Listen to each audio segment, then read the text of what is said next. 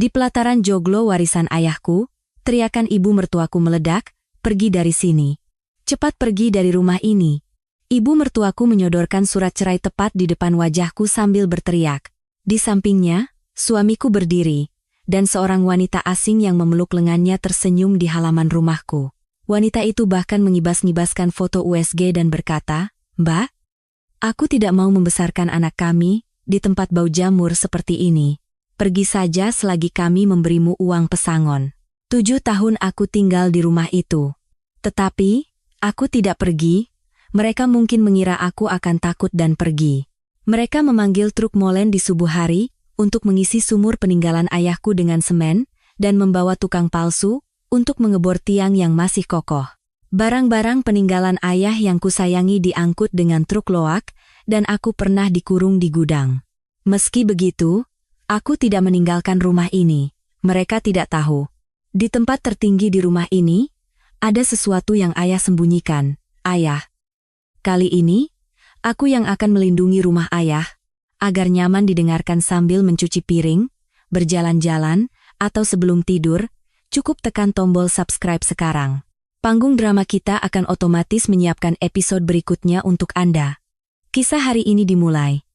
Waktu itu belum genap pukul 5 subuh.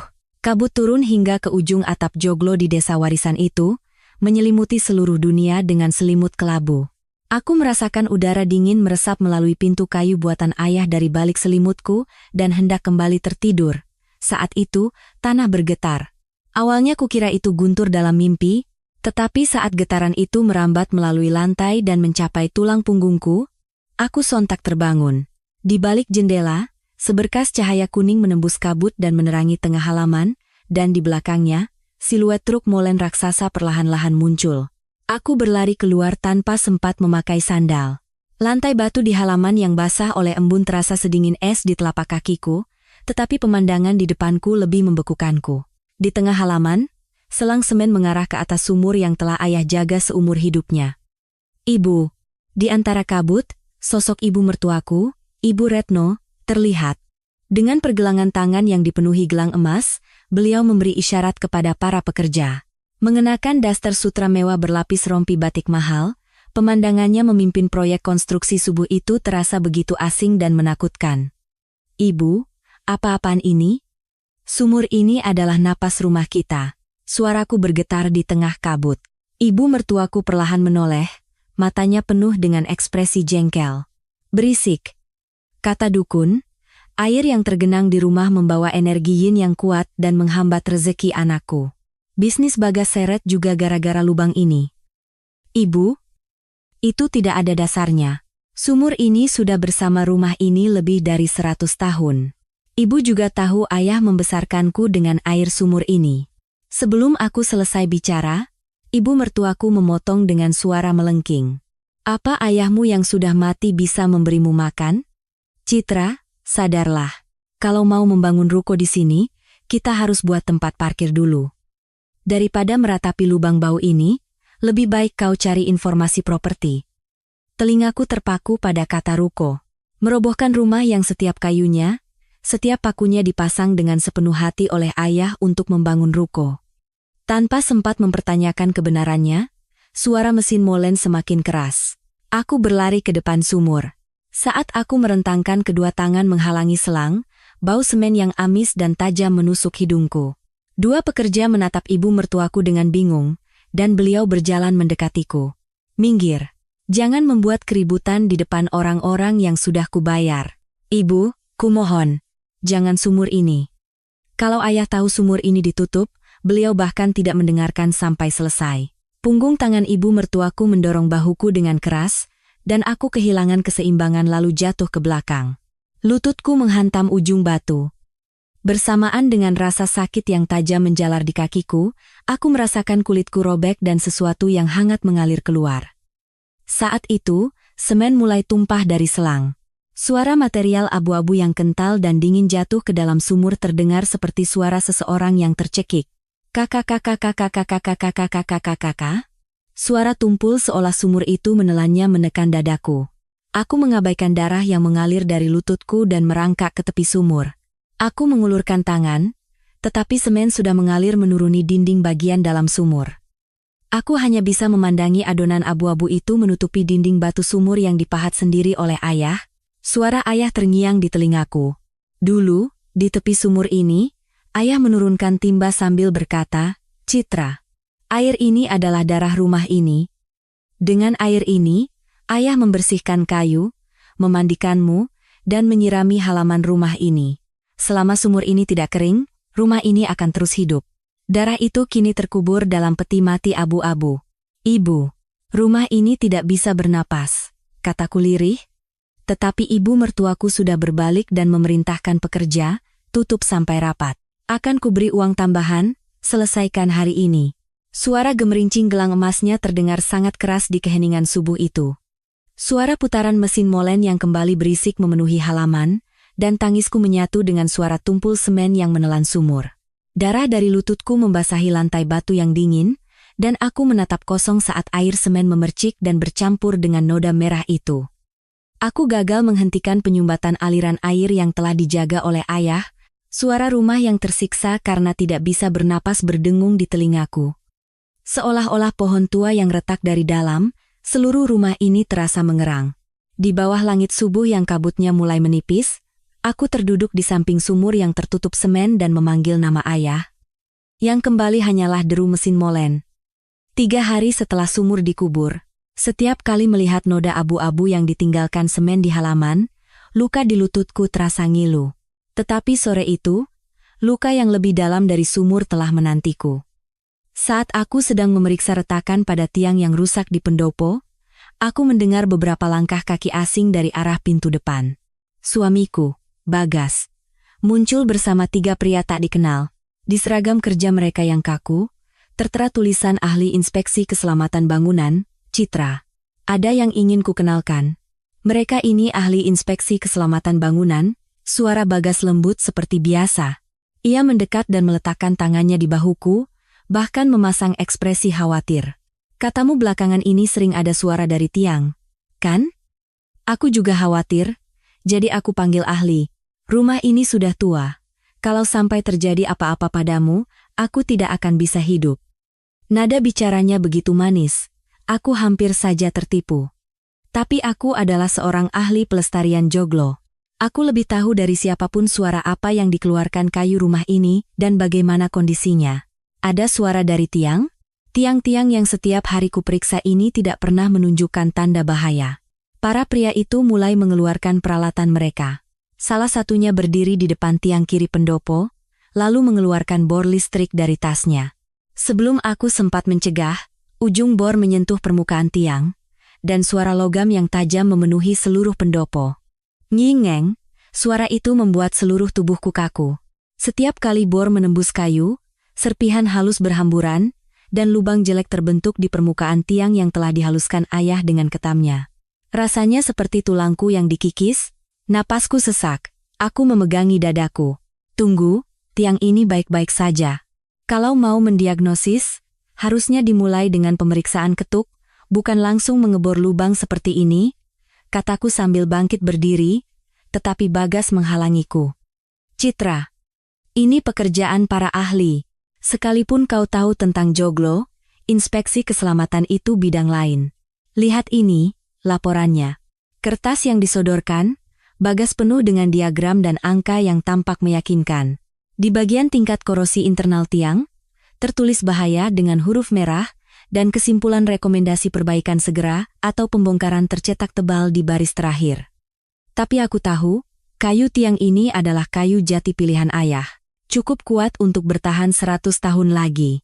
Setiap pagi aku mengetuknya dengan telapak tangan, dan selalu terdengar gema yang jernih dan kokoh. Korosi? Ini adalah laporan yang dibuat dengan kesimpulan yang sudah ditentukan. Menurutmu angka ini benar? Kau juga mendengar suara tiang ini setiap hari. Tiang ini sedang menangis.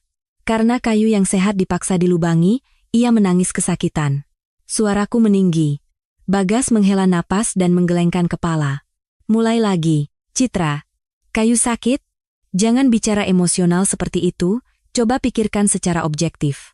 Aku melakukan ini karena aku mencintaimu. Kalau rumah ini roboh dan kau terluka, aku benar-benar tidak bisa hidup. Saat kata cinta keluar dari mulut Bagas, aku merasakan perhitungan dingin di dalamnya, bukan kehangatan. Tapi aku belum sepenuhnya yakin. Mungkin aku terlalu sensitif. Mungkin Bagas benar-benar khawatir, keraguan itu masih ada di sudut hatiku. Namun, malam itu, suara Bagas yang sedang menelepon di kamar terdengar sampai ke koridor. Aku berhenti saat hendak mengambil minum di dapur.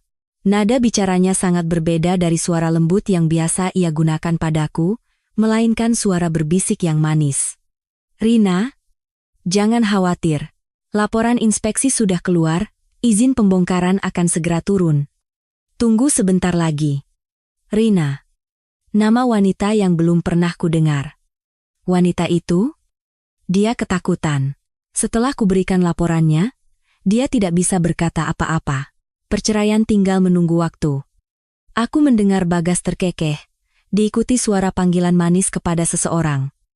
Aku bersandar di dinding koridor, menahan napas. Jantungku berdebar begitu kencang, aku menekan dadaku dengan kedua tangan, takut Bagas akan mendengarnya. Saat Bagas membuka pintu dan keluar, aku sudah duduk di meja makan dapur, memegang gelas seolah tidak terjadi apa-apa. Bagas melewatiku dan menepuk bahuku ringan. Aroma parfum asing yang menempel di tangannya menusuk hidungku. Aroma manis dan berat yang tidak pernah dipakai oleh siapapun di rumah ini. Setelah Bagas menghilang ke ruang keluarga, aku meletakkan gelas. Tanganku gemetar hingga gelas itu bergemeletuk di atas meja. Ternyata di balik senyum itu, ia menyimpan racun. Yang kau bor hari ini bukan tiang kayu, tetapi kepercayaan yang telah kita bangun selama 7 tahun. Lubang di tiang bisa ditambal, tapi rasa pengkhianatan ini sepertinya tidak akan bisa diperbaiki oleh keahlian empu manapun. Di balik jendela dapur, halaman yang mulai gelap terlihat. Bekas sumur yang ditutup semen dan tiang dengan bekas bor yang jelas terlihat berdampingan. Rumah ini terluka dari hari ke hari, dan fakta bahwa pelakunya adalah suamiku sendiri, menusukku lebih dalam dari rasa sakit manapun. Malam itu, aku tidak bisa tidur. Percakapan telepon Bagas terus terngiang di kepalaku. Nama Rina, izin pembongkaran, tawa licik saat mengatakan perceraian tinggal menunggu waktu.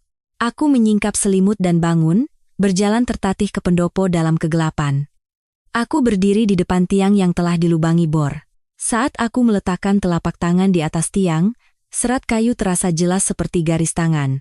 Permukaannya yang sehalus sutra berkat puluhan kali ke taman ayah, kini memiliki lubang jelek di tengahnya. Saat aku meraba tepi lubang itu dengan ujung jari, tekstur serat kayu yang pecah kasar menusuk ujung jariku.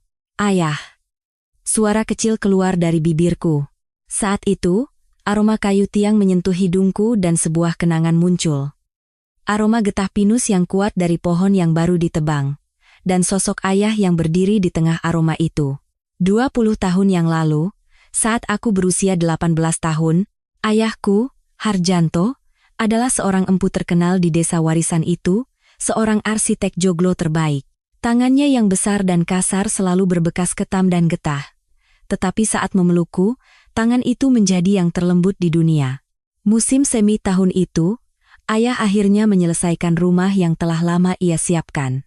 Joglo yang kini kutinggali. Hari itu adalah upacara munggah molo, hari pemasangan molo atau balok atap tertinggi, hari di mana penduduk desa berkumpul, berbagi tumpeng dan jajanan pasar, dan berdoa agar rumah berdiri kokoh. Di halaman, asap dari dandang yang mengukus kue mengepul, dan para tetua duduk melingkar memuji keahlian ayah sambil minum teh. Ayah terlihat sangat bersemangat sejak pagi. Hari itu langit sangat cerah dan sinar matahari keemasan tumpah ruah. Ayah mengeluarkan sapu tangan dari saku bajunya dan menyeka keringat di dahiku. "Citra, naiklah. Ada yang ingin ayah tunjukkan." Aku mengikuti punggung lebar ayah menaiki tangga.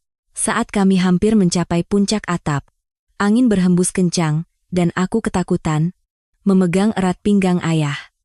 Ayah tersenyum dan menunjuk ke satu arah. Di tempat tertinggi atap, sebatang kayu besar tergeletak horizontal. Dari kayu yang baru dihaluskan itu, tercium aroma khas kayu jati yang kuat.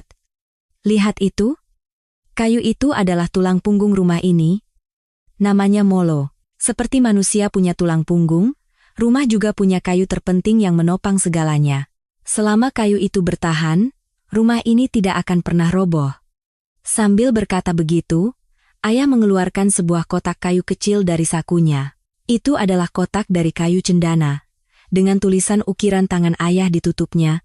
Waktu itu aku tidak begitu mengerti tulisan Jawa. Jadi aku bertanya pada ayah, "Ayah, apa ini? Kotak harta karun?" Ayah berlutut menyamakan tinggi matanya denganku dan tersenyum. "Benar, ini kotak harta karun. Ini namanya kotak pusaka. Di dalamnya, ayah menyimpan hal-hal yang sangat penting. Ada tulisan yang mencatat kapan rumah ini dibangun, siapa pemiliknya, dan siapa yang harus dilindungi oleh rumah ini di masa depan." "Apa itu?" "Namanya piagam. Gampangnya, ini adalah jantung rumah ini. Seperti manusia akan mati jika jantungnya berhenti, rumah juga akan kehilangan identitasnya jika tulisan ini hilang. Karena itu, ayah menyembunyikannya di tempat tertinggi dan terkuat di rumah ini." Ayah dengan hati-hati memasukkan kotak pusaka itu ke dalam lubang di molo. Terdengar suara lembut kayu yang saling bertemu. Seolah-olah rumah itu mendesah lega saat menerima jantungnya. "Citra, rumah ini bukan sekadar tumpukan kayu. Ini adalah pagar kayu raksasa yang ayah buat untuk melindungimu.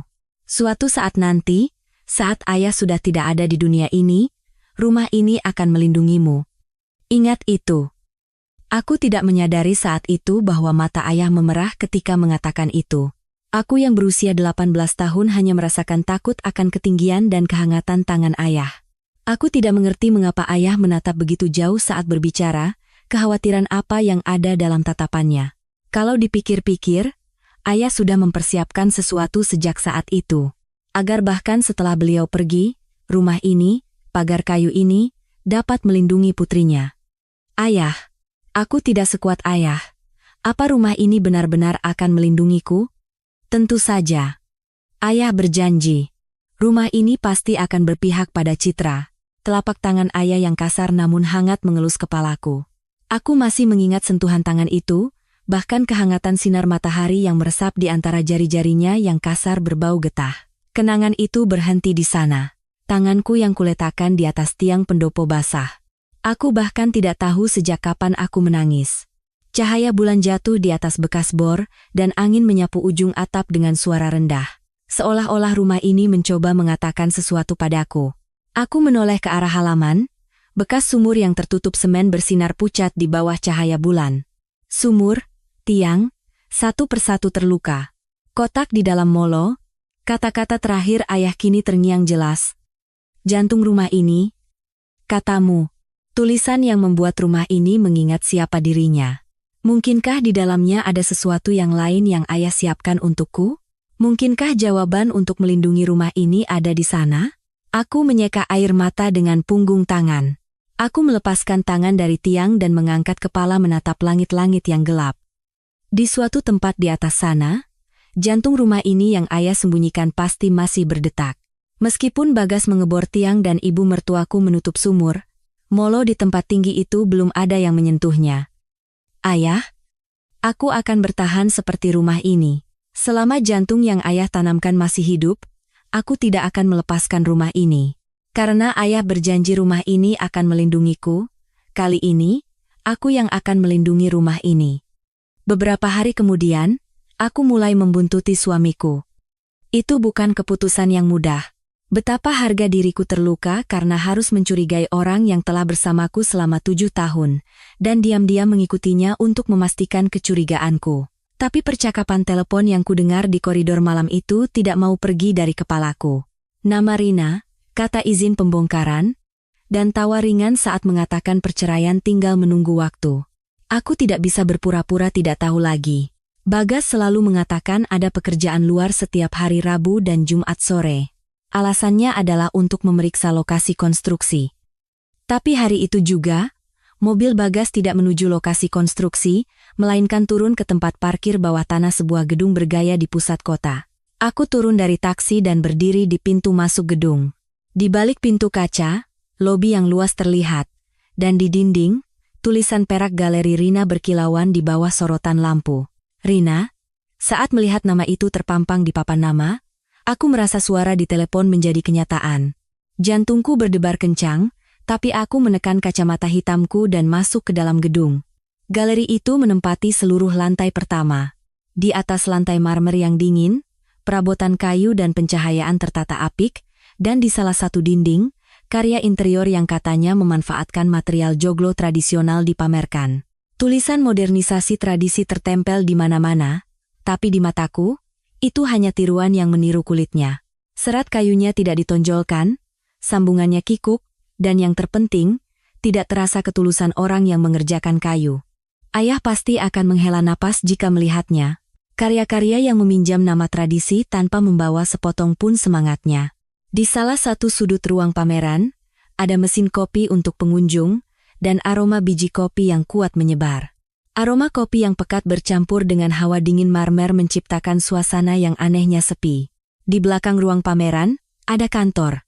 Pintunya setengah terbuka, dan dari celah itu, suara Bagas terdengar. Aku bersembunyi di balik tiang di ujung ruang pameran dan mendengarkan. "Rina, lihat ini. Revisi maketnya sudah jadi," suara Bagas terdengar bersemangat. Terdengar suara kertas dibuka, diikuti oleh suara kekaguman seorang wanita. "Wow, cantik sekali. Parkir di basement 2 lantai, ruko dari lantai 1 sampai 3, dan di atas lantai 4 apartemen. Kalau ini semua sudah jadi, harganya berapa?" "Entahlah. Harga tanahnya saja sudah miliaran. Kalau joglo itu sudah dirobohkan, kita bisa langsung mulai pembangunan." Melalui celah pintu kantor, maket yang tergantung di dinding terlihat. Aku tidak percaya dengan mataku. Di sana, di tempat di mana rumah kami, joglo yang ayah bangun dengan seluruh hidupnya seharusnya berada, tergambar sebuah gedung kaca yang berkilauan. Di bagian bawah gedung, tulisan Galeri Rina Flagship bahkan tercetak jelas. Alih-alih atap dan genteng yang ayah pahat satu persatu, dinding kaca berkilauan mengisi tempat itu. Rasanya seperti sebuah deklarasi untuk menghapus keberadaan ayah itu sendiri. Kakiku terasa lemas, tapi aku menggertakkan gigi dan terus berdiri di sana, mendengarkan. "Tapi, Mas, molo rumah itu, kan? Katanya serat kayunya artistik sekali. Nanti waktu dibongkar, kalau itu saja diambil dan dipajang di pintu masuk galeriku, pasti akan kelihatan sangat mewah. Seperti dinding seni dari kayu bekas, tahu kan? Sekarang itu lagi tren." Suara wanita bernama Rina itu manja dengan nada sengau. Sikapnya yang menganggap tiang rumah orang lain sebagai hiasan interior begitu enteng membuatku mual. Kata molo keluar dari mulut wanita itu saja sudah merupakan penghinaan. Kayu yang ayah sebut sebagai tulang punggung rumah ini, kayu yang paling tinggi dan paling sakral, akan dijadikan hiasan galeri. Tentu saja, kayu itu katanya kayu jati berusia lebih dari 200 tahun. Kalau kau bisa memanfaatkannya dengan baik, akan jadi perbincangan di pasar interior kayu bekas, jawab Bagas. Ia tahu persis usia kayu yang dipilih, dihaluskan, dan dipasang dengan penuh doa oleh ayahku, namun menghitungnya sebagai alat untuk mencari uang. Suara Bagas mengandung jenis kegembiraan yang belum pernah kudengar sebelumnya. "Wanita itu bagaimana? Apa dia akan pergi dengan mudah?" tanya Rina, dan Bagas menjawab dengan cibiran. "Jangan khawatir, setelah kuberikan laporan inspeksi keselamatan, sepertinya dia ketakutan. Sekalipun dia ahli joglo, dia lemah terhadap dokumen. Dia akan segera pergi, karena takut rumahnya roboh." Wanita itu, Bagas memanggilku seperti itu. Orang yang telah tidur dalam satu selimut selama 7 tahun, menghapusku dengan 3 kata wanita itu sebagai ganti namaku. "Oh, ya. Desain gambar yang dibuat oleh tukang kayu kolot itu, kan? Berikan padaku. Kalau kupajang di pameranku sebagai dena asli arsitektur tradisional, pasti akan heboh." Bagas menjawab sambil tertawa. "Ada di ruang kerja di rumah. Nanti kubawakan." Saat itu, tinjuku mulai gemetar. Tukang kayu kolot, Rina memanggil ayahku seperti itu. Seorang empu yang seumur hidupnya hidup bersama kayu dan menjaga arsitektur tradisional negeri ini, dihina dengan cibiran oleh wanita yang belum pernah ia temui. Aku harus mendengarkannya dari balik tiang. Buku-buku jari ayah yang tebal dan kasar terlintas di benakku. Berapa banyak kayu yang telah ia pahat dengan tangan itu, berapa banyak rumah yang telah ia selamatkan. Aku mengepalkan tangan begitu keras hingga kuku menancap di telapak tangan, tapi aku tahu aku tidak boleh keluar sekarang. "Rina, Tunggu sebentar lagi. Begitu surat cerai ditandatangani, aku akan langsung mengirim ekskavator. Sabarlah sampai saat itu. Bagas berbisik pelan, diikuti oleh suara kain bergesekan dan keheningan sejenak. Aku tidak ingin memastikan apa arti keheningan itu. Aku sudah cukup mendengar. Aku keluar dari ruang pameran tanpa suara. Begitu keluar dari gedung, angin dingin menerpa wajahku, dan barulah aku sadar air mata mengalir di pipiku. Tapi air mata itu bukan karena kesedihan. Apa kalian pikir ayahku bersusah payah membangun rumah ini hanya untuk dijadikan hiasan interior kalian? Desain gambar ayah sebagai hiasan pameran, molo ayah sebagai dekorasi dinding galeri, aku tidak akan pernah membiarkannya. Selama perjalanan pulang dengan taksi, aku menatap keluar jendela dan menggertakkan gigi. Setelah amarah mereda, sesuatu yang dingin dan keras menggantikannya. Bukan emosi, melainkan tekad.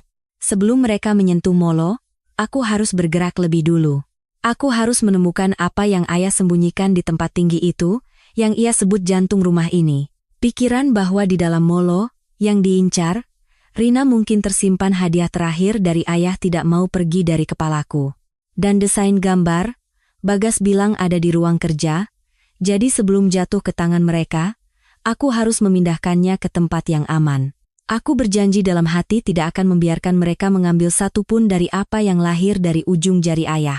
Saat siluet rumah mulai terlihat dari jendela taksi, aku menyeka mataku yang kabur dan menegakkan punggung.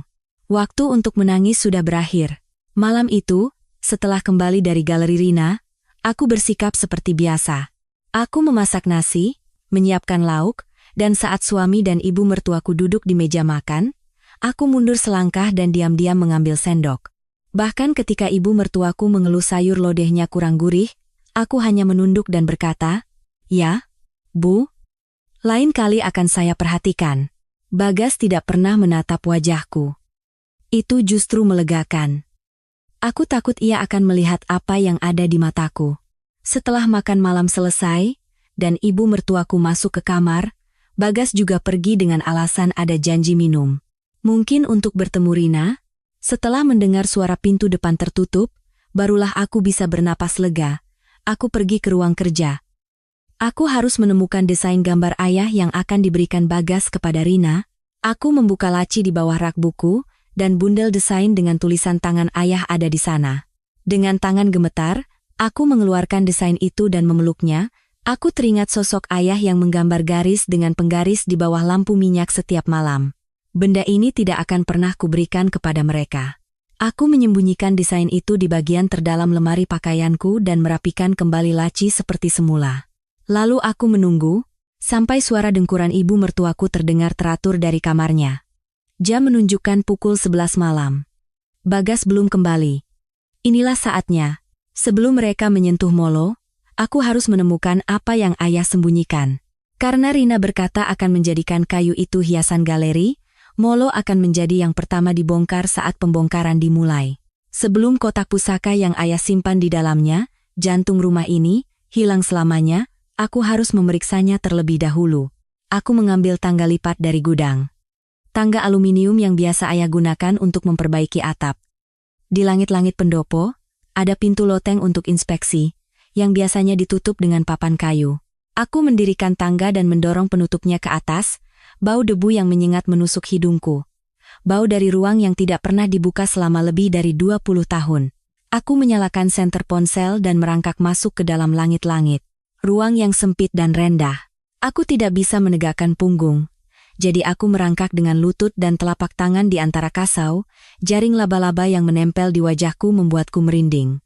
Debu menggores tenggorokanku setiap kali aku bernapas, dan aku menahan bersin hingga mataku berair.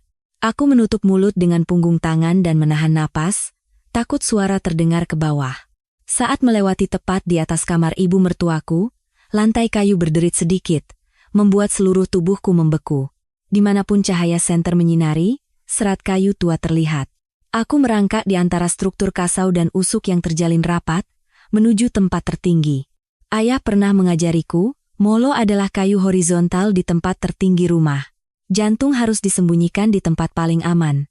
Dalam kegelapan, aku merasakan ketebalan kayu yang kusentuh berubah. kayu yang jauh lebih tebal dan kokoh dari kasau lainnya. Aku meraba permukaannya dengan telapak tangan, dan di antara serat yang dihaluskan, terasa sebuah lubang yang dalam. Lubang yang ayah buat untuk meletakkan kotak pusaka. Jantungku berdebar kencang, seolah akan melompat ke telinga. Aku memasukkan jari ke dalam lubang itu. Sudut kotak kayu yang dingin menyentuh ujung jariku. Saat aku menariknya dengan hati-hati, kotak dari kayu cendana yang telah berada di sana selama 20 tahun keluar. Ternyata lebih ringan dari yang kukira. Tapi di tanganku, rasanya menjadi benda terberat di dunia. Di bawah cahaya senter, aku membuka kotak itu. Di bagian dalam tutupnya, tertulis tulisan tangan ayah, pemilik rumah ini hanyalah putriku, Citra. Rumah ini akan melindungi Citra. Aku hampir menangis. Tapi aku menahannya. Sekarang bukan waktunya untuk menangis. Di dalam kotak, ada 2 bundel dokumen. Yang pertama adalah surat tanda terima pendaftaran dan dokumen proses peninjauan dari Direktorat Jenderal Kebudayaan. Ayah ternyata sudah menyelesaikan pendaftaran joglo ini sebagai cagar budaya sebelum meninggal, dan prosesnya ditangguhkan di tahap akhir. Yang kedua adalah akta wasiat dari sebuah firma hukum. Rumah ini diwariskan hanya kepada putrinya, Citra, bukan kepada menantunya, Bagas, dan sudah disahkan dengan akta notaris. Ayah sudah meramalkan semuanya. Ia tahu keserakahan menantunya suatu saat akan mengancam rumah ini, dan ia menyiapkan perlindungan hukum ganda dan perlindungan cagar budaya. Hati ayah yang mengkhawatirkan putri dan rumahnya hingga akhir hayatnya terasa meresap di setiap lembar dokumen.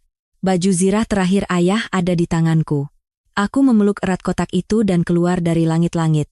Aku menuruni tangga, menutup kembali pintu loteng seperti semula, dan mengembalikan tangga ke gudang. Saat aku keluar ke halaman, terdengar langkah kaki terhuyung-huyung dari arah gang. Itu Bagas. Dengan bau alkohol, Bagas membuka gerbang dan menemukan aku berdiri di tengah halaman. "Kau sedang apa di sini malam-malam begini?" Mata Bagas menyipit dan melirik ke arah dekapanku. Aku memeluk erat kotak itu di balik jaketku. "Apa yang kau pegang?" Jantungku terasa berhenti, tapi aku tidak mengubah ekspresi. "Bukan apa-apa. Aku hanya memeriksa langit-langit karena rumah ini terus berbunyi." Anginnya kencang, jadi kasau berderit. Bagas menatapku dengan curiga cukup lama. Mungkin karena mabuk, tatapannya segera kabur. "Jangan melakukan hal-hal yang tidak berguna, masuk dan tidur sana."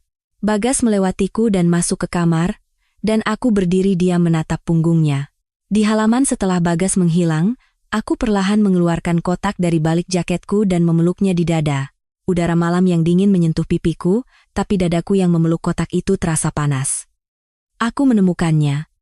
Baju zirah terakhir yang ayah tinggalkan untukku. Sekarang yang harus kulakukan adalah menyerahkan dokumen ini ke tempat yang aman, dan menyelesaikan proses yang belum selesai ayah selesaikan. Wajah Bapak Santoso, teman lama ayah sekaligus penasihat hukumnya, terlintas di benakku. Besok pagi, aku harus menemuinya pertama kali. Pagi hari saat aku akan bertemu dengan Bapak Santoso, aku meletakkan dokumen yang kutemukan dari kotak pusaka semalam di bagian dalam tasku, dan seperti biasa aku pergi ke dapur untuk menyiapkan sarapan. Kantor pengacara baru bisa dikunjungi sekitar jam makan siang, jadi aku tidak boleh menunjukkan gelagat apapun pagi ini. Namun, saat melewati koridor menuju dapur, aku mendengar suara aneh dari arah halaman. Suara logam berbenturan dan tumpah berderak. Suara yang bisa saja kuabaikan, tapi gema berat yang bercampur dengan suara logam itu menghentikan langkahku. Aku kenal suara itu, suara ketam ayah, suara pahat beradu, suara tumpul saat belencong, alat penanda, kayu, jatuh. Aku berlari ke halaman tanpa sempat memakai sandal dengan benar. Ibu mertuaku sedang menumpahkan kotak peralatan ayah di tengah halaman. Ketam, pahat, beliung, belencong, siku, dan palu kayu yang telah puluhan tahun disentuh tangan ayah. Di samping peralatan yang berserakan di lantai batu halaman, ada karung goni besar, dan di luar gerbang, sebuah truk tua menyala. "Ibu, apa yang ibu lakukan?" Ibu mertuaku melambaikan tangannya yang penuh gelang emas kepada tukang loak. "Bawa semua ini. Harganya mungkin tidak seberapa, tapi yang penting menyingkirkan besi-besi ini dari rumah." "Ibu." Aku berlari ke halaman dan memungut ketam ayah. Rasanya seperti sidik jari ayah masih tercetak di gagang kayunya. Gagangnya aus dan mengkilap karena digenggam berulang kali selama puluhan tahun. Dengan ketam ini, ayah menghaluskan tiang-tiang rumah ini, merapikan daun pintu, dan membuatkan meja kecil yang kupakai waktu kecil. Ibu, ini peninggalan ayah. Bukan barang rongsokan. Kumohon jangan begini. Peninggalan? Besi berkarat begini peninggalan apa? Karena ada benda-benda seperti ini di rumah, auranya jadi buruk. Dukun bilang semua yang berunsur logam harus disingkirkan. Suara ibu mertuaku tinggi dan tajam. Aku memeluk ketam itu di dada dan berdiri di depan karung goni, menghalangi jalan, tidak boleh dibawa. Ini peralatan yang ayah pakai seumur hidupnya. Mungkin bagi ibu ini hanya besi berkarat, tapi bagiku ini sama seperti tangan ayah. Mata ibu mertuaku menyipit. Ia melangkah mendekat dan mencoba merebut ketam yang kupegang. Aku berbalik menghindar, dan tangannya menebas udara kosong. Lepaskan. Kenapa kau begitu peduli dengan besi rongsokan ini? Seharusnya kau bawa semua saat ayahmu meninggal. Apa yang dia tinggalkan semasa hidupnya? Hanya rongsokan seperti ini dan rumah kayu yang reot. Itu pun anakku yang mau memanfaatkannya, kau malah jadi penghalang. Kata-kata ibu mertuaku menusuk jantungku seperti belati. Apa yang ditinggalkan semasa hidupnya? Ayah meninggalkan rumah ini, joglo ini. Sebuah mahakarya ketulusan dan teknik yang sulit ditemukan dimanapun di negeri ini, dan beliau juga meninggalkanku kekuatan untuk melindunginya. Tapi aku tidak bisa mengatakan fakta itu kepada ibu mertuaku. Ibu, setidaknya peralatannya akan saya simpan. Yang lain bisa saya tahan, tapi yang ini tidak. Saat aku terus bertahan, wajah ibu mertuaku memerah padam. Saat itu, suara Bagas terdengar dari depan. Ada keributan apa pagi-pagi begini? Bagas turun ke halaman dan melihat situasi, ibu mertuaku memegang lengan Bagas dan meninggikan suaranya. Bagas, lihat, dia tidak mau mendengarkan mertuanya yang sudah tua, dan malah meributkan barang rongsokan. Coba kau urus dia. Bagas mendekatiku. Awalnya ia mencoba membujuk. Citra, dengarkan kata ibu. Apa peralatan itu begitu penting? Kau juga tahu. Apa artinya ini bagi ayah? Ekspresi Bagas seketika mengeras. Lalu ia menarik lenganku dengan paksa. Aku meronta, tapi tidak bisa melawan kekuatannya. Bagas menyeretku sampai ke depan gudang tua di belakang halaman. Ia mendorongku ke dalam ruang sempit yang penuh dengan peralatan pertanian dan gentong kosong, berbau jamur. Dinginkan kepalamu di dalam. Melawan ibu itu bukan perbuatan manusia. Bagas, buka pintunya. Kau benar-benar akan melakukan ini? Sebagai jawaban, terdengar suara gerendel besi dipasang. Suara logam berkarat yang berderit mengurungku dalam kegelapan. Di dalam gudang ada satu jendela, tapi ditutup dengan papan, jadi hanya seberkas cahaya yang masuk dari sela-sela jari. Bu, sudah. Pak Loak, cepat angkut semuanya. Suara Bagas terdengar dari luar gudang. Diikuti oleh suara logam yang dimasukkan ke dalam karung goni, suara gedebuk barang berat diangkat ke bak truk. Jangan! Tolong jangan dibawa. Aku memukul pintu gudang dengan kedua tangan. Aku memukulnya sampai telapak tanganku perih. Tapi pintu berkarat itu tidak bergeming. Ketam ayah, pahat, beliung, belencong. Suara peralatan yang disentuh tangan ayah satu persatu diangkut ke truk terdengar jelas di telingaku. Rasanya seperti ayah dicabik-cabik sepotong demi sepotong. Terdengar suara pintu bak truk ditutup. Mesin dinyalakan, dan suara roda yang menggelinding di atas jalanan batu gang semakin menjauh.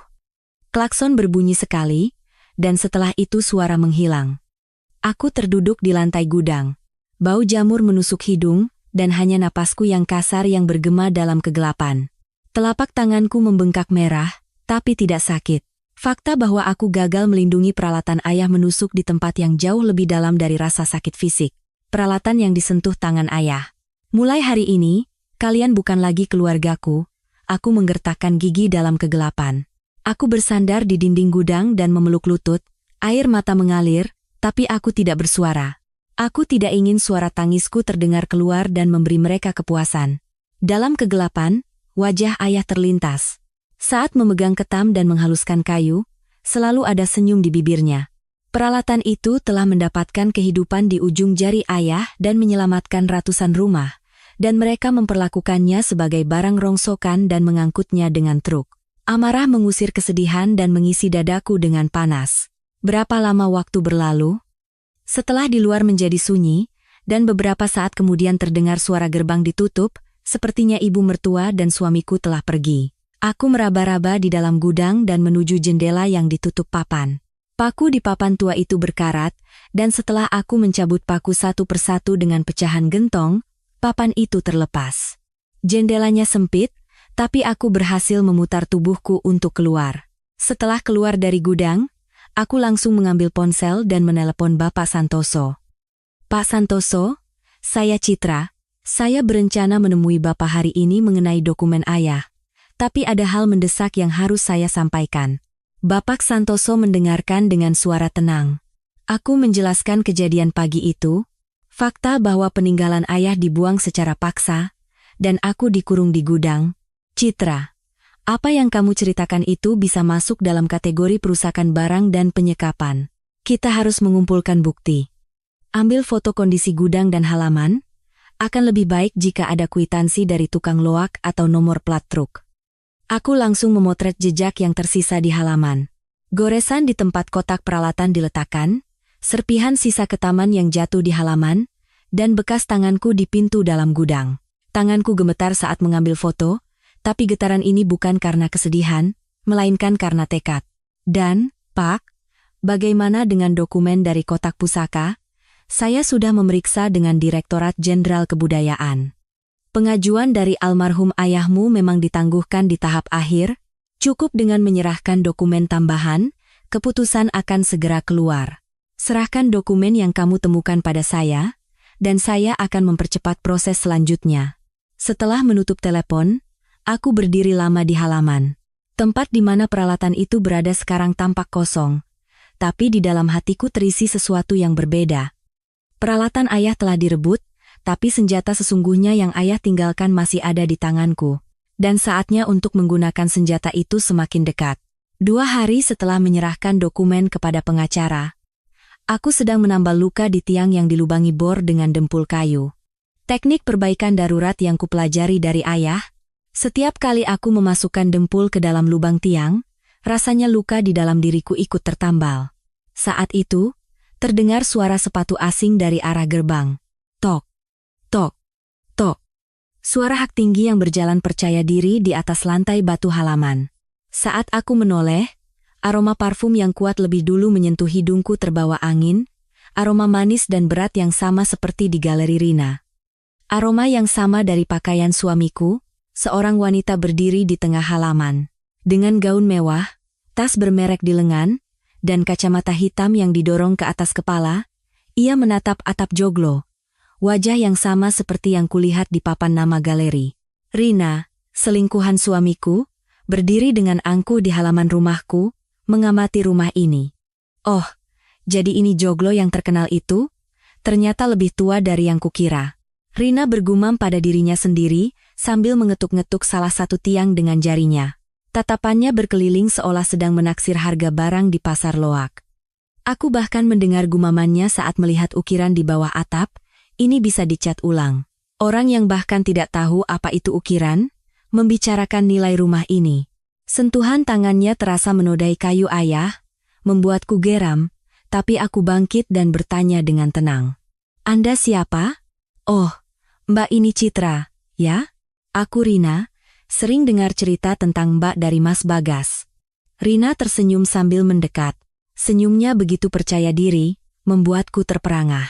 Memanggil suami orang lain dengan sebutan Mas dan muncul di depan istrinya dengan begitu kurang ajar. Apa Mas Bagas yang menyuruhmu ke sini? Bukan disuruh, sih, aku yang ingin datang sendiri. Ada yang mau kubicarakan. Rina mengeluarkan amplop dari tasnya. Di atas amplop itu tercetak tulisan, surat permohonan pernyataan kesepakatan cerai. Saat Rina menyodorkannya di depanku, aku tidak mengubah ekspresi. Ini adalah langkah yang sudah kuduga. Mbak, ini disiapkan oleh Mas Bagas, maksudnya agar kita bisa berpisah baik-baik.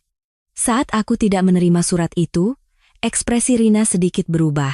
Lalu ia mengeluarkan sesuatu yang lain dari dalam amplop dan menunjukkannya di depan mataku. Sebuah foto kecil dan tipis. Foto USG hitam putih, di salah satu sudut layar tertera tanggal dan nama rumah sakit, dan di tengahnya terlihat bentuk sekecil kacang. Ini juga, katanya suruh lihat. Anak Mas Bagas. Sudah 3 bulan. Kertas dingin foto USG itu menyentuh punggung tanganku. Meskipun aku sudah siap secara mental, melihatnya secara langsung membuat perutku mual. Anak, fakta bahwa suamiku punya anak di luar nikah mematahkan sesuatu di dalam diriku. Mbak, anak kami tidak mau dibesarkan di tempat bau jamur seperti ini. Pergilah selagi kami masih mau memberimu pesangon. Supaya kami juga bisa merapikan rumah ini dan pergi. Suara Rina penuh dengan cemoohan. Anak kami juga, katanya. Seolah itu hal yang wajar, seolah pemilik rumah ini berikutnya adalah dirinya. Saat itu, ibu mertuaku keluar dari kamar. Ekspresi ibu mertuaku saat melihat Rina sungguh tak terduga. Bukannya terkejut, beliau malah mendekati Rina dengan wajah gembira. "Ho, Rina sudah datang? Mari, masuk." Ibu mertuaku mengenal Rina. Tidak, bukan hanya kenal. Ibu mertuaku memegang tangan Rina dan naik ke pendopo sambil berkata, "Citra, ada tamu." Kupaskan buah. Tamu? Memanggil selingkuhan suamiku sebagai tamu, dan menyuruhku, menantunya, untuk mengupas buah. Darahku terasa mendidih, tapi aku tidak bergerak sedikit pun. Ibu mertuaku mendecakkan lidah dan bergumam. Tidak berguna, lalu pergi sendiri ke dapur. Rina duduk di pendopo dan menunjukkan foto USG kepada ibu mertuaku. "Ibu, lihat ini. Anak Mas Bagas. Sudah 3 bulan?" Mata ibu mertuaku membelalak. Ia menerima foto itu dan melihatnya di bawah cahaya, lalu bibirnya tersenyum lebar. Ya ampun, ya ampun. Anak Bagasku? Akhirnya ada penerus di rumah ini. Ibu mertuaku mengelus perut Rina dengan hati-hati.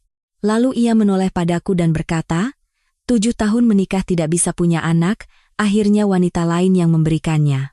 Citra, kalau wanita tidak bisa menjalankan tugasnya, dia harus menyingkir. Itu namanya tahu diri. Tidak bisa menjalankan tugas? Tahu diri? Selama 7 tahun merawat rumah ini, mengurus ibu mertua, dan melayani suami, itu bukan tugas, rupanya. Dunia yang begitu kejam di mana ketidakmampuanku memiliki anak menjadi alasan untuk menghapus seluruh keberadaanku, tapi aku menggertakkan gigi dan menelan air mata. Aku tahu, kalau aku menangis, aku kalah. Aku yang melihat pemandangan itu berdiri di halaman di bawah pendopo. Menatap kedua orang itu, aku, sang menantu, di bawah pendopo, sementara selingkuhan suamiku di atas pendopo, duduk berdampingan dengan ibu mertuaku. Pemandangan ini dengan jelas menunjukkan posisiku. Citra, kau dengar, kan? Rina mengandung anak Bagas, sudah tidak ada alasan lagi untuk tinggal. Tanda tangani surat cerai dan pergi dengan baik-baik. Atas perkataan ibu mertuaku, Rina mengangguk dan tersenyum. Pemandangan mereka berdua menatapku dari atas sambil tersenyum tampak seperti sandiwara yang telah diatur. Satu pihak mengibaskan foto USG, pihak lain menyodorkan surat cerai. Sebuah operasi gabungan untuk menghapusku sepenuhnya dari rumah ini, dari keluarga ini. Rina duduk di ujung pendopo, menyilangkan kaki dan berkata, "Mbak, jujur saja. Kalau rumah ini dirobohkan dan dibangun baru, itu juga baik untuk Mbak. Mau apa lagi di rumah kayu tua ini? Lebih baik selesaikan dengan bersih dan mulai hidup baru, itu demi kita semua." Saat Rina mengatakan itu, ponselnya berdering. Itu Bagas. Rina menjawab telepon dan menyalakan loudspeaker, sengaja agar aku mendengarnya. "Mas, aku sekarang di rumah Mbak. Suratnya sudah kusampaikan." "Bagus. Apa kata Citra?" Suara Bagas bergema di halaman melalui speaker. Memanggil namaku, tapi tidak meneleponku langsung. Melainkan menyebut namaku melalui telepon selingkuhannya. Sepertinya dia sedikit syok. Tapi masih bertahan tidak mau pergi. Tekan terus, sebentar lagi selesai. Telepon ditutup, Rina menatap wajahku dan mengangkat bahu. "Demi kita semua, merampas rumahku, merampas suamiku, dan menginjak-injak warisan ayahku, lalu mengatakan demi kita semua." Aku menatap lurus ke mata Rina. "Anak, katamu?" "Ya, selamat." Suara yang keluar dari mulutku terasa bukan milikku, begitu dingin. Tapi anak itu pasti akan senang sekali kalau tahu ayahnya nanti jadi narapidana. Senyum Rina membeku. Ibu mertuaku juga berhenti mengupas buah dan menatapku. Hening sejenak di halaman. Apa katamu? Perusakan cagar budaya, pemalsuan dokumen, perusakan barang. Kalau dihitung satu persatu, daftarnya akan cukup panjang. Entah apa bisa sering-sering menjenguk ayahnya nanti.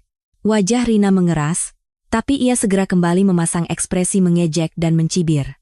Mbak, diusir dengan tangan kosong kok masih sombong, memangnya punya bukti? Aku tidak menjawab. Sebaliknya, aku berdiri di tengah halaman dan menatap bergantian kedua orang di pendopo dan atap rumah di belakang mereka. Hanya aku yang tahu bahwa hadiah terakhir ayah yang ada di puncak atap itu, di dalam molo, sudah berada di tempat yang aman. Baiklah, akan kulakukan seperti yang kalian mau. Tapi seberapa pahit akibatnya nanti, tunggu saja. Aku berbalik dari kedua orang di pendopo. Dari belakang, terdengar teriakan ibu mertuaku, mau kemana, tanda tangani suratnya dulu. Tapi aku tidak berhenti. Aku masuk ke kamarku, menutup pintu, bersandar di dinding, dan perlahan menghela napas. Balasan atas pelanggaran terhadap amanah dan penghinaan terhadap rumah ayah. Aku akan membuat mereka membayarnya dengan tuntas. Tanganku tidak gemetar. Sebaliknya, ketenangan yang dingin hingga ke ujung jari menyebar ke seluruh tubuhku. Aku juga tidak menangis. Di tempat di mana air mata seharusnya keluar, telah terisi sesuatu yang kokoh. Aku mengeluarkan ponsel dan mengirim pesan kepada Bapak Santoso. Hanya satu baris singkat. Pak, kita mulai persiapannya. Seminggu berlalu setelah aku mengirim pesan kita mulai persiapannya kepada pengacara. Selama seminggu itu, aku bersikap seolah tidak tahu apa-apa. Jika ibu mertua menyuruh sesuatu, aku menunduk dan berkata ya. Dan jika suami pulang larut malam, aku diam-diam pura-pura tidur. Sejak kedatangan Rina, sikap ibu mertua dan suami semakin terang-terangan. Sekarang mereka bahkan membahas rencana pindahan di depanku, dan meletakkan brosur penawaran dari perusahaan interior di atas meja makan. Aku meletakkan mangkuk nasi di atas brosur itu dan makan dengan tenang, dan pagi itu tiba. Ada yang berbeda sejak subuh. Suami bangun lebih awal dari biasanya, dan menelepon beberapa kali, dan ibu mertua bahkan berdandan dan mondar-mandir di halaman. Dari gang di luar gerbang, terdengar suara mesin berat. Aku membuka jendela di kamar dan melihat keluar. Sebuah ekskavator kuning berdiri di ujung gang. Di sampingnya, sekitar 5 atau 6 pekerja konstruksi dengan helm pengaman menunggu, dan suami dengan setelan jas sedang memberi instruksi kepada mereka. Ibu mertua berdiri di depan gerbang, menggerincingkan gelang emasnya sambil mendesak para pekerja. Cepat. Setidaknya atapnya harus dibongkar hari ini. Aku menarik napas dalam-dalam. Aku sudah berbicara dengan pengacara 2 hari yang lalu. Pengacara mengatakan keputusan pendaftaran sementara dari Direktorat Jenderal Kebudayaan akan keluar dalam minggu ini. Proses peninjauan yang diajukan ayah semasa hidupnya ditangguhkan di tahap akhir, dan dengan dokumen dari kotak pusaka yang kutemukan serta data tambahan yang diserahkan pengacara ke Direktorat Jenderal Kebudayaan, alasan penangguhan itu telah teratasi. Tapi aku tidak tahu persis kapan, jam berapa keputusan itu akan turun. Saat aku keluar ke halaman, ekskavator sudah berada di depan gerbang. Lengan bajanya yang besar membayangi gerbang, dan asap diesel membuat udara pagi terasa pengap. Suamiku melihatku dan menghela napas ringan. Citra, hari ini jangan mengganggu. Hasil inspeksi keselamatan sudah keluar, izin dari Pemda juga sudah didapat, bertahan lebih lama hanya akan menyulitkanmu. Mendapat izin dari Pemda? Pasti izin yang didapat dengan laporan inspeksi keselamatan yang dipalsukan. Aku menatap mata suamiku dan tidak berkata apa-apa. Suamiku menganggap diamku sebagai kepasrahan, lalu menoleh dan memberi isyarat kepada para pekerja. Mulai. Mesin ekskavator menderu dan mengangkat lengan bajanya. Aku berdiri di tengah halaman menyaksikan capit raksasa itu perlahan mendekati atap genteng gerbang. Jantungku berdebar kencang. Kakiku gemetar memikirkan genteng yang disusun satu persatu oleh ayah bisa hancur oleh capit besi itu. Aku mengepalkan tangan dan melirik jam. Pukul 9.20 pagi, kumohon, jangan sampai terlambat. Suamiku berteriak dari belakang. Bongkar gerbangnya dulu. Tidak perlu hati-hati dengan gentengnya, toh semuanya akan diratakan. Ibu mertua menyahut dari samping. Ratakan saja sampai bersih. Mari kita akhiri rumah bau jamur ini. Lengan baja itu hampir menyentuh genteng di atas gerbang. Dari ujung gang, terdengar suara beberapa mesin kendaraan. Bukan hanya satu, 2 mobil dinas hitam dan 1 mobil polisi beriringan masuk ke dalam gang. Sopir ekskavator menoleh, dan tangan para pekerja berhenti. Pintu mobil dinas terbuka, dan 4 orang pria dan wanita berjas biru tua turun. Di dada mereka tersemat kartu identitas bertuliskan Direktorat Jenderal Kebudayaan. Dari mobil polisi, 2 petugas juga turun dan mengamati sekitar. Lampu rotator merah dan biru berkedip bergantian. Menyapu dinding tua di gang. Ekspresi suamiku mengeras. Ibu mertua memainkan gelang emasnya dan bergumam. Apa ini? Petugas dari Direktorat Jenderal Kebudayaan yang memimpin membuka map dan bertanya. Apakah Anda pemilik atau perwakilan dari bangunan ini? Suamiku melangkah maju. Ya, saya perwakilan rumah ini. Ada apa? Kami memberitahukan, rumah ini, mulai pagi ini, telah ditetapkan sebagai objek pendaftaran sementara cagar budaya nasional. Mulai saat ini, segala bentuk perubahan, perusakan, atau pembongkaran terhadap bangunan ini dilarang berdasarkan Undang-Undang Cagar Budaya. Wajah suamiku pucat pasi. Cagar budaya? Apa maksudnya ini?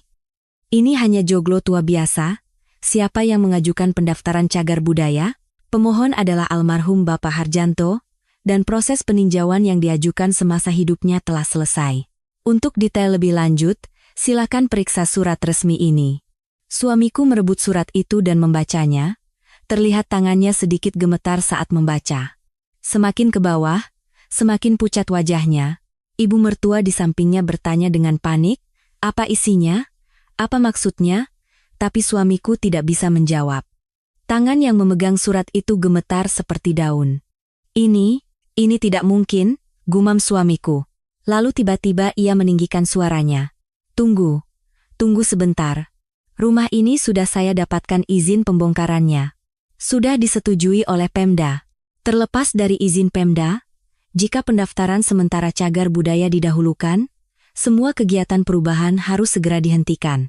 Kami melihat Anda telah mengoperasikan ekskavator, jika terbukti ada perusakan lebih lanjut, Anda dapat dikenakan sanksi pidana.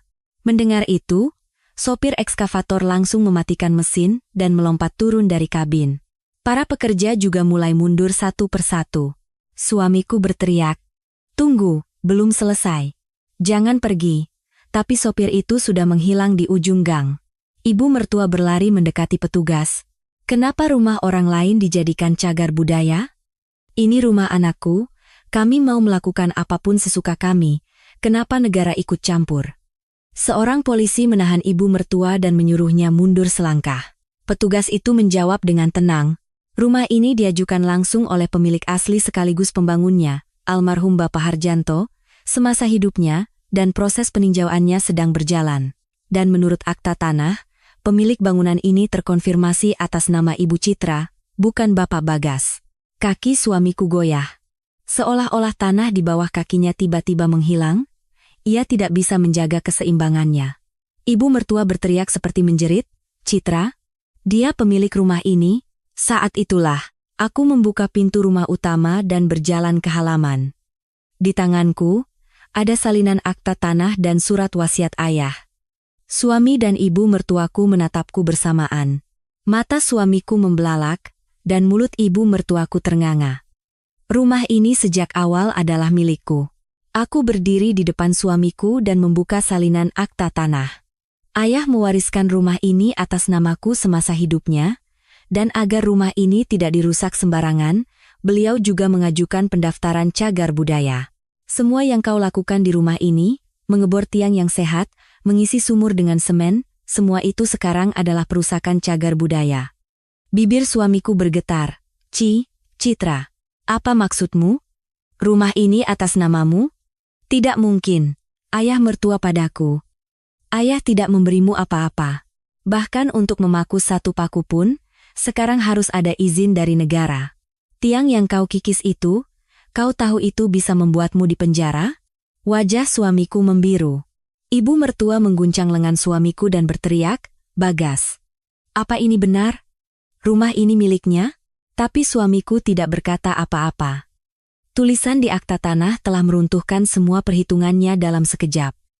Para petugas mulai memotret dan mencatat bagian genteng gerbang yang hampir tersentuh ekskavator.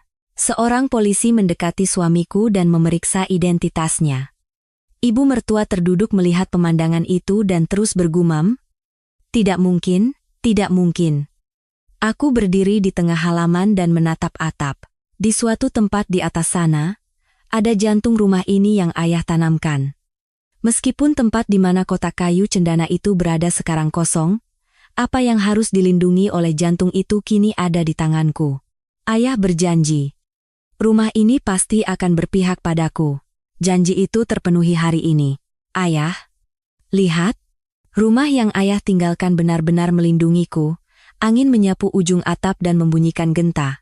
Suaranya yang jernih dan tinggi terdengar seperti jawaban ayah. Menyebar ke seluruh halaman. Sebulan berlalu setelah Direktorat Jenderal Kebudayaan menjadikan joglo ini sebagai perisai. Selama itu, suamiku tidak pernah menginjakkan kaki di rumah, dan ibu mertuaku juga mengungsi ke rumah kerabat. Selama waktu itu, aku menyelesaikan persiapan terakhir bersama Bapak Santoso. Kabar bahwa suami dan Rina mengikuti kompetisi penghargaan arsitektur Nusantara kudengar dari pengacara. Mereka masuk sebagai nominasi pemenang utama kategori arsitektur tradisional. Aku tahu persis dari mana desain gambar karya itu berasal. Itu adalah denah yang ayah gambar setiap malam di bawah lampu minyak. Bukan yang asli yang kuambil dari lemari dan kusimpan, melainkan salinan yang pernah dibuat suamiku sebelumnya, yang kemudian ia dan Rina adaptasi dan daftarkan. Pengacara mengajukan keberatan resmi kepada panitia penyelenggara penghargaan arsitektur Nusantara. Aku, sebagai pemilik desain gambar asli, meminta verifikasi bersama dengan bukti penjiplakan. Panitia mengaktifkan prosedur verifikasi karya pemenang, dan memutuskan untuk mengadakan sesi verifikasi ahli secara terbuka pada hari penganugerahan. Aku diundang sebagai ahli verifikasi. Kualifikasiku adalah sebagai ahli pelestarian joglo dan keturunan langsung dari perancang asli. Pada hari penganugerahan, aku memasukkan ketam tua ayah ke dalam tas dan berangkat ke lokasi acara. Aku berhasil mendapatkannya kembali dari tukang loak. Pengacara melacaknya melalui nomor plat truk. Saat aku memegang gagang kayu ketam itu, rasanya seperti merasakan telapak tangan ayah. Ayah, hari ini aku akan memulihkan nama ayah. Lokasi acara adalah sebuah aula konvensi besar di pusat kota. Ratusan orang dari industri arsitektur memenuhi kursi, dan di kedua sisi panggung terpasang kamera siaran langsung. Aku duduk di kursi undangan yang disediakan panitia dan menatap panggung. Di bawah sorotan lampu yang menyilaukan, acara penganugerahan dimulai, dan pemenang dari setiap kategori diumumkan secara bergantian. Berikutnya adalah pemenang utama kategori arsitektur tradisional. Suara pembawa acara bergema, dan nama suamiku dan Rina muncul di layar. Mereka berdua bangkit dari kursi penonton dan menuju panggung. Suamiku mengenakan setelan jas hitam dengan dasi, dan Rina mengenakan gaun mewah. Saat mereka berdiri berdampingan di atas panggung, lampu kilat kamera menyala. Rina tersenyum cerah dan memegang lengan suamiku. Tepat pada saat itu, pembawa acara mengatakan sesuatu yang tidak ada di naskah. Mohon perhatian sejenak. Panitia kompetisi ini telah menerima permintaan verifikasi resmi terhadap karya pemenang ini. Sesuai peraturan, kami akan melakukan proses verifikasi secara terbuka sebelum penyerahan penghargaan. Kami mengundang ahli verifikasi, Ibu Citra, seorang ahli pelestarian joglo. Penonton mulai berbisik. Suamiku di atas panggung menatap pembawa acara dengan ekspresi kaku, dan senyum Rina membeku. Aku bangkit dari kursi. Ratusan pasang mata menatapku, tapi aku tidak gemetar. Aku menggenggam gagang ketam di dalam tas sekali, lalu melepaskannya. Rasanya sentuhan tangan ayah menular ke telapak tanganku. Saat aku berjalan menyusuri lorong menuju panggung, hanya suara sepatuku yang bergema di aula yang sunyi. Aku merasakan tatapan dari kedua sisi penonton, tapi aku hanya menatap kedua orang di atas panggung. Saat aku menaiki tangga dan berdiri di atas panggung, lampu menyorot wajahku, dan lampu merah kamera siaran langsung tertuju padaku. Aku bertatapan dengan suamiku, di matanya ada campuran kebingungan, amarah, dan ketakutan. Rina mundur selangkah saat mengenali wajahku. Seorang panitia memberikan mikrofon kepadaku. Aku memegang mikrofon dan menoleh ke arah layar. Materi yang disiapkan panitia muncul di layar.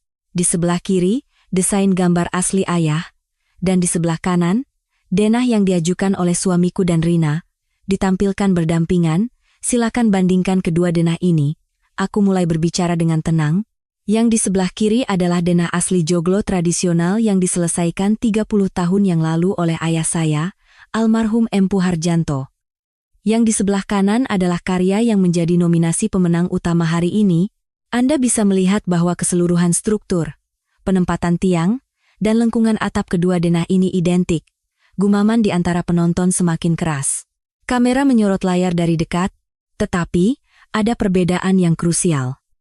Aku menunjuk bagian tertentu di layar. Panitia menampilkan gambar yang diperbesar. Di denah asli, perhitungan distribusi beban untuk molo, yaitu balok atap tertinggi, tercatat dengan sangat presisi. Perhitungan ini diperlukan agar berat keseluruhan atap dapat ditopang dengan aman. Namun, di karya yang diajukan di sebelah kanan, perhitungan kunci ini dihilangkan seluruhnya. Jika rumah dibangun sesuai denah ini, atapnya akan runtuh dalam 3 tahun. Di rumah yang dihuni manusia, cacat seperti ini bukanlah desain, melainkan bencana. Aula yang tadinya hanya berbisik kini dipenuhi dengan suara keterkejutan dan kecaman. Terlihat para ahli arsitektur yang duduk di barisan depan mengangguk dengan ekspresi serius. Aku mendapatkan kekuatan dari reaksi mereka, tapi aku tidak meninggikan suaraku. Ketenangan adalah senjataku. Orang yang membuat denah ini hanya meniru penampilan luarnya tanpa memahami prinsip arsitektur tradisional.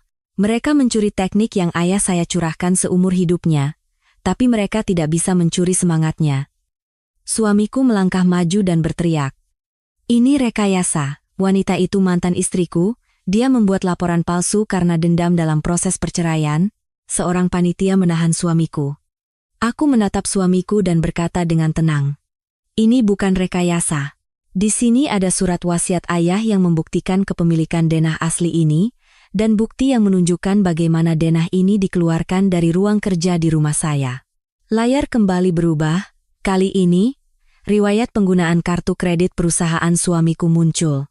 Rincian pembayaran puluhan juta rupiah ke Galeri Rina, catatan pembayaran di butik mewah, catatan reservasi hotel mewah, ditampilkan dengan jelas beserta tanggal dan jumlahnya. Rincian ini adalah jumlah yang dibayarkan dari kartu kredit perusahaan milik peserta, Bapak Bagas, kepada rekan pesertanya, Ibu Rina. Apakah ini bayaran atas penjiplakan desain gambar, atau bayaran untuk hubungan lain? Silakan Anda nilai sendiri. Penonton meledak. Lampu kilat kamera menyala tanpa henti, dan terlihat orang-orang dari barisan wartawan mengangkat tangan. Wajah Rina memucat. Suamiku menatap Rina dan berteriak, apa-apaan ini? Kenapa riwayat kartu kredit perusahaan bisa ada di tangan wanita itu? Rina mundur seolah menghindari suamiku. Saat itulah aku mengeluarkan kartu terakhirku. Dan satu hal lagi. Aku menatap Rina. Foto USG yang Anda tunjukkan padaku, yang katanya anak Bapak Bagas. Setelah diperiksa, ternyata foto USG itu adalah gambar yang diunduh dari internet. Tidak ada catatan rumah sakit, tidak ada riwayat pemeriksaan. Kehamilan itu sendiri adalah kebohongan. Aula hening sejenak, lalu meledak dengan suara yang lebih besar. Suamiku berbalik ke arah Rina dan berteriak, kehamilan itu bohong? Rina, kau berbohong padaku? Rina gemetar bibirnya dan tidak bisa berkata apa-apa. Suamiku memegang lengan Rina dan berteriak, jawab, dan Rina menepis tangannya sambil membentak. Itu karena Mas tidak mau menceraikannya. Jadi aku terpaksa. Aliansi mereka hancur berkeping-keping di depan kamera siaran langsung. Tawa sinis terdengar dari penonton. Ketua Dewan Juri naik ke atas panggung. Penganugerahan penghargaan utama untuk karya ini dibatalkan. Masalah terkait akan kami serahkan kepada pihak berwenang. Dari arah pintu masuk, 2 orang polisi naik ke panggung. Suamiku mundur dan berteriak, lepaskan. Ini semua rekayasa. Citra, kumohon, tapi polisi menahan kedua lengannya. Rina juga digiring turun dari panggung oleh polisi lain.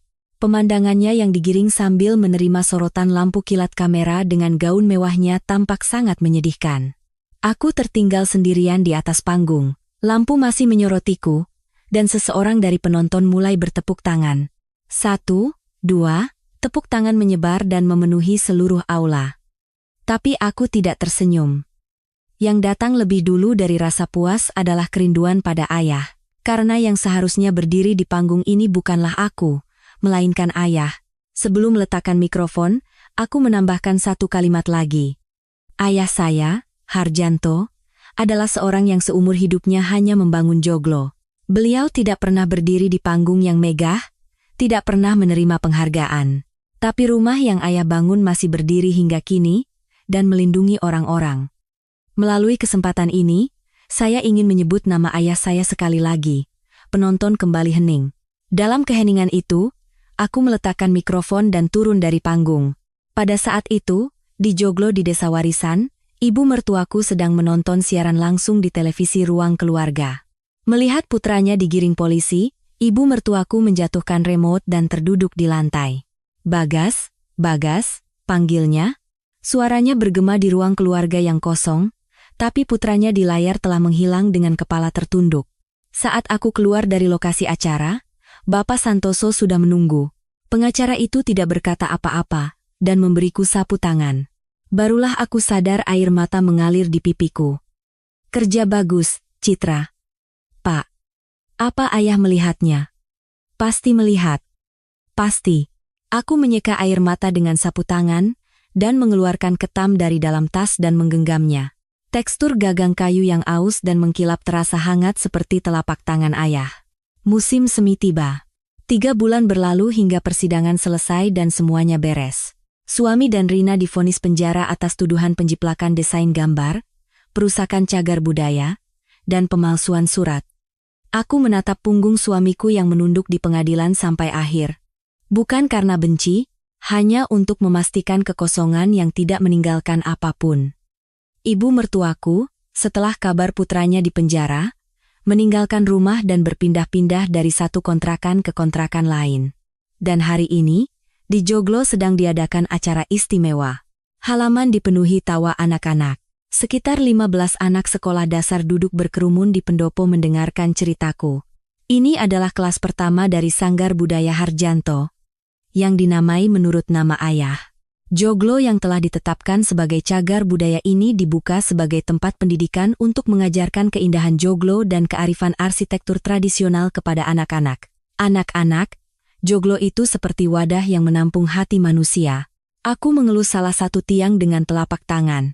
Bekas tambalan dempul kayu dari lubang bor masih terlihat, tapi luka itu pun menjadi bagian dari cerita rumah ini. Serat halus yang terasa saat kalian menyentuh tiang ini, semuanya dibuat dengan tangan manusia.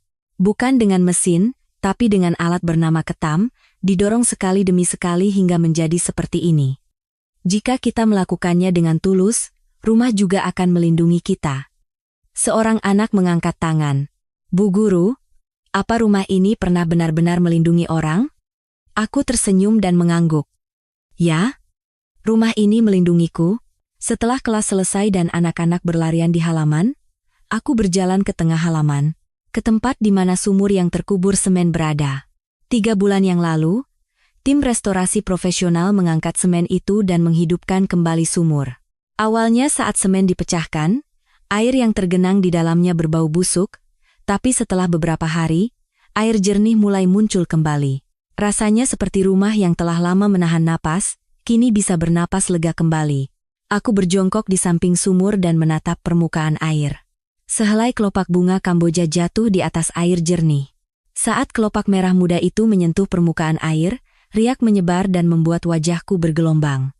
Terdengar suara gemiricik yang sangat kecil dari dalam air. Seolah-olah sumur yang telah lama kehilangan suaranya, kini mulai bernyanyi lagi. Di dalam riak itu, aku seperti melihat wajah ayah saat menurunkan timba sambil berkata, "Air ini adalah darah rumah ini." Dari luar gerbang, terdengar suara yang kukenal. "Citra, ibu salah. Maafkan ibu sekali ini saja." Itu ibu mertuaku. Di balik pagar, sosok ibu mertuaku terlihat samar. Wanita yang dulu mengenakan gelang emas bertumpuk dan daster sutra mewah, kini mondar-mandir di depan gerbang dengan pakaian sederhana. Aku mendengarkan suara itu sejenak, lalu aku diam-diam berbalik, bukan karena kasihan, melainkan karena aku menerima fakta bahwa orang itu bukan lagi bagian dari hidupku. Tawa anak-anak menutupi suara ibu mertuaku. Saat matahari mulai terbenam, dan anak-anak semua telah pulang, keheningan kembali menyelimuti Joglo. Aku duduk di pendopo dan menatap langit-langit. Di suatu tempat di atas sana, ada molo di mana ayah meletakkan jantung rumah ini. Meskipun kotak itu kini kosong, hati ayah yang ada di dalamnya telah menyebar ke seluruh rumah ini. Ayah, sekarang rumah ini penuh dengan kehangatan manusia. Anak-anak berlarian di pendopo, air kembali mengalir dari sumur, dan tawa terdengar dari bawah atap. Bukankah ini yang ayah inginkan? Suaraku sedikit bergetar saat berbicara sendiri di pendopo yang kosong, tapi aku tidak menangis. Tidak ada lagi alasan untuk menangis. Angin berhembus. Genta yang tergantung di ujung atap berbunyi jernih. Suaranya yang bening dan transparan melintasi halaman, melewati sumur, dan menyebar jauh ke langit di mana kelopak Kamboja berjatuhan. Genta itu digantung oleh ayah, suara kecil namun pasti yang memberitahukan bahwa rumah ini hidup setiap kali angin berhembus.